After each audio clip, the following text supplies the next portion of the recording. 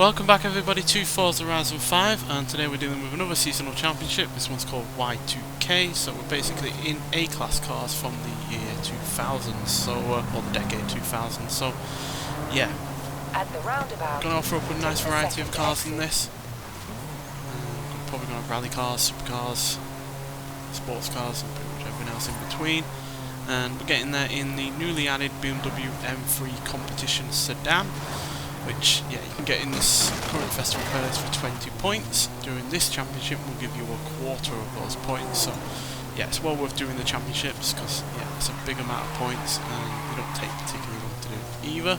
So if you want this car, which, you know, I can see why some people will, then yeah, it's well worth doing this championship and the other one that is in as well, and you will automatically have half the points that you need. So yeah, let's nonetheless get to the first race, see where else we're going to be racing and what we're going to be racing in.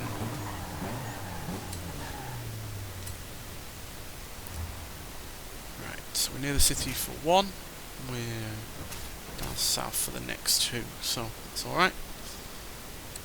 Right, so we've got the likes of the Alfa Romeo 8C Competizione, which has also been newly added to this game, only a few weeks ago now. Fantastic car. Then we've got a pair of Audis, the RS6 with its massive V10, and the RS4 with its glorious V8. Then we've got a BMW M5, again with a V10, and an M3 with, again, another V8, with the M3 GTR there as well, the older one. Then we've got the Chevrolet Corvette Z06, a couple of Ferraris. Personally, I prefer the 575M to the 360 Challenger Dali, but still a good car. Then we've got the magnificent Ford GT and a rally car. Then we've got the NSX-R GT from Honda, the Hot Wheels car, Mercedes-Benz SL65 with a gigantic 6-litre V12 engine, a pair of Nissans, which I'm not really fussed about trying out, a Peugeot rally car, a Porsche 911 GT3, which is pretty good, and then the mad as anything TVR Sagaris. So yeah, we'll start off with the car that I wanted to do this championship in to start with, and well, the reason why I wanted to do this championship to start with is the Alfa Romeo 8C Competizione, which has rear-wheel drive, 4.7 litre, 450 horsepower V8 engine. Doesn't weigh all that much for what is ultimately a GT car, and yeah, all in all, a really fun car to drive, especially since the engine sounds glorious, especially in comparison to the BMW that we're just driving in then. Yeah, naturally aspirated V8, no restrictions on turbocharging in this in terms of the sound or anything like that. Just a pure Italian V8, and that's the way I like it with these kind of cars. So let's see what it can do. I want to see what this car can do in online racing when upgraded slightly. So hopefully it won't disappoint while in stock form.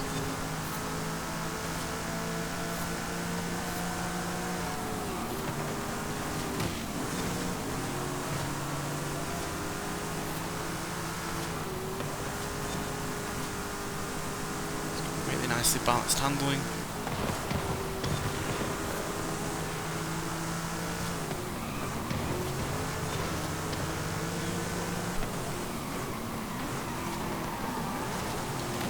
Yeah, BMW there getting right in our grill.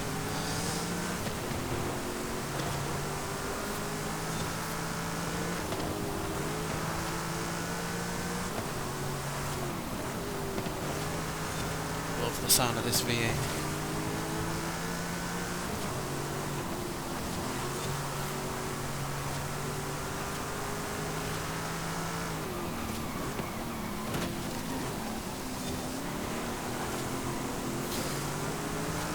More power than the GT3, but that is a lighter car than we are.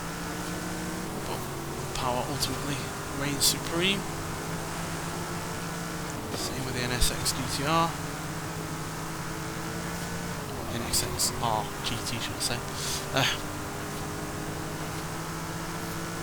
Peugeot doesn't have much in the way of top speed because it's a rally car, it's more meant for quick acceleration, so as soon as we get towards anywhere near a straight we should be able to overtake it. But Diora in first place, which has way more power than we do. 310 horsepower extra, in fact. I've forgotten what that car's like in terms of acceleration and speed, so we'll have to find out. It's keeping ahead of us. We're no slouch, but neither is that.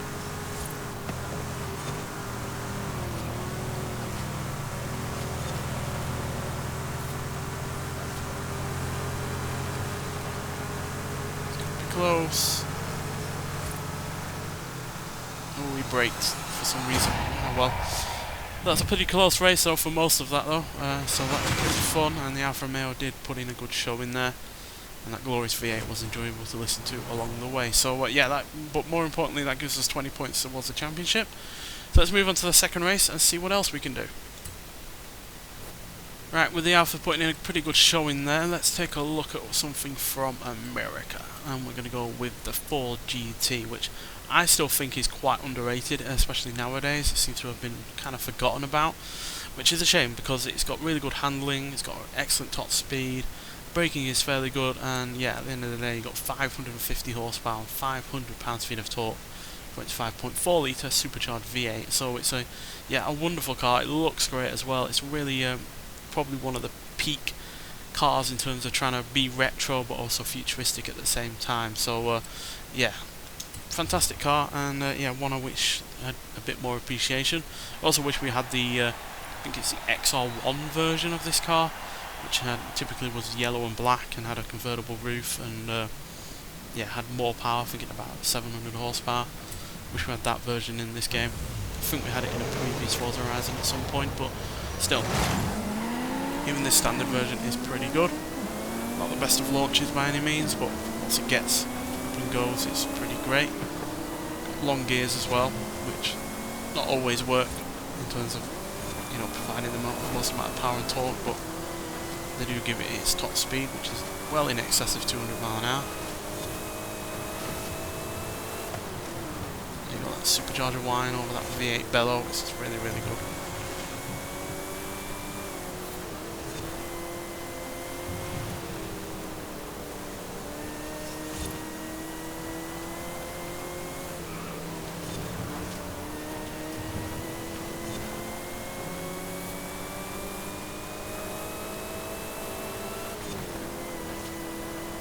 God, it sounds so good.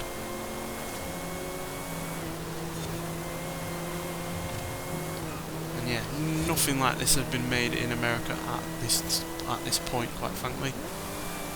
The only mid-engine car that I can think of from before this was a Pontiac Fiero, which, as much as I like that car, it was nowhere near as good as a sports car as, say, the likes of a Toyota MR2 from the same period. But yeah, finding another mid-engine car from America was really rather quite rare, usually from much smaller manufacturers, so to get one from a big manufacturer like Ford and be as good as it is yeah, only a good thing as far as I'm concerned. Did not realise that Mitsubishi there was going to brake as late as it did. Now that's been upgraded to be in this class, that's why we can't choose it ourselves.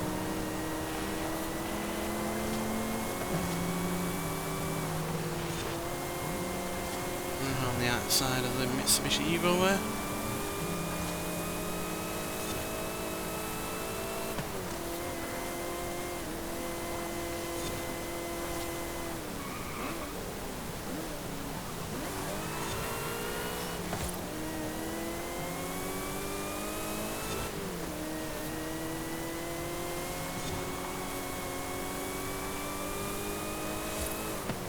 This is also pretty competitive against other manufacturers. I mean, you look at the likes of Ferrari, for instance. The only car they had that was more powerful than this at the time was the, I believe, the Enzo.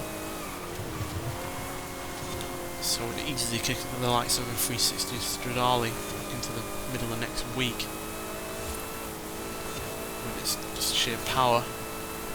Although that would probably be better handling, but I believe the sheer power and acceleration of this car will outweigh its handling negatives. So yeah, glorious car there, once again taking us into first place, giving us another 20 points, meaning we're now 8 points ahead of the Lancer and 12 points ahead of fellow American, the Chevrolet Corvette. So yeah, let's move on to the third and final race and see if we can nail this championship and get it in the bag. Right, for this third and final race, we're going to get in something, I believe, from Germany. Yes, we're going to go for the Mercedes-Benz SL65 AMG Black Series, which has the biggest engine of any car in this championship, I believe. Yeah, 6 litres, V12, 111 horsepower, not only more than the Ford GT there, but it's also got 238 extra pounds-feet of torque, which is immense. Obviously it does weigh quite a bit, still not sure why, given, you know, this was meant to be a lightweight of a car. I think even the rear seats were stripped out, but yeah, still, glorious car, and it's right around that period when German manufacturers were just going hell for leather in terms of their engine sizes. You had Audi with a V12 Q7 diesel, you had Audi with their V10s in the RS6, then you had BMW with the M5 also having a V10, so yeah. But this is easily the most powerful and mad car to come out from that late 2000 period. Especially just in terms of pure engine size and all of that torque that is just coming out of that massive engine.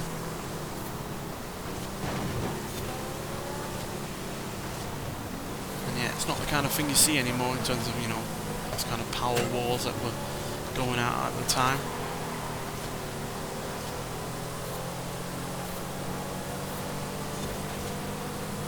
But we did get a fair few good cars out of it. This being one of my favourites.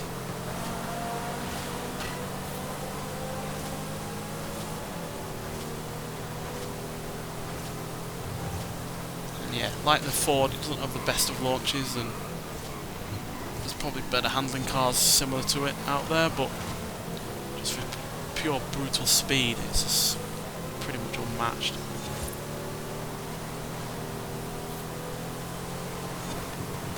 Although I believe in the real world, putting the power down or anything like that was nigh on impossible without the traction control being left on. But that also meant that you didn't get quite as much as power and torque as you would like. So you turned it off, and then, you know, the rear wheels would spin, or you'd spin out, or you'd be spinning up through the gears no matter what. So yeah, it's quite a unruly car. But that's to be expected with all of that power and torque going into a car that, even though it's obviously massively changed over the standard SL, is still based on a standard car that didn't really have anywhere near as much power as this did. So yeah, probably would have been better for Mercedes to have based or put this engine into a different car that was purpose built for it from the start, than trying to retroactively make an SL quick.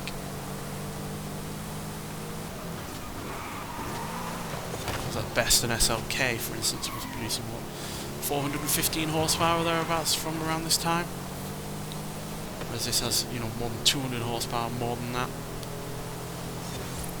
Probably a good few hundred extra pounds-feet of torque as well. So mad of Mercedes to do this, but I'm glad they did, because we at least have it on this game, and it's really rather great to drive it on this game.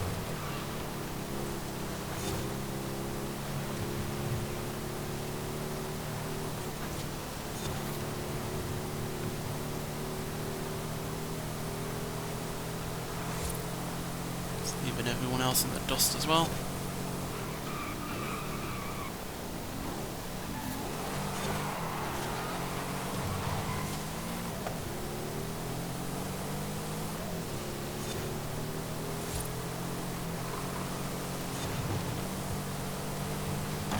And here we go for the win.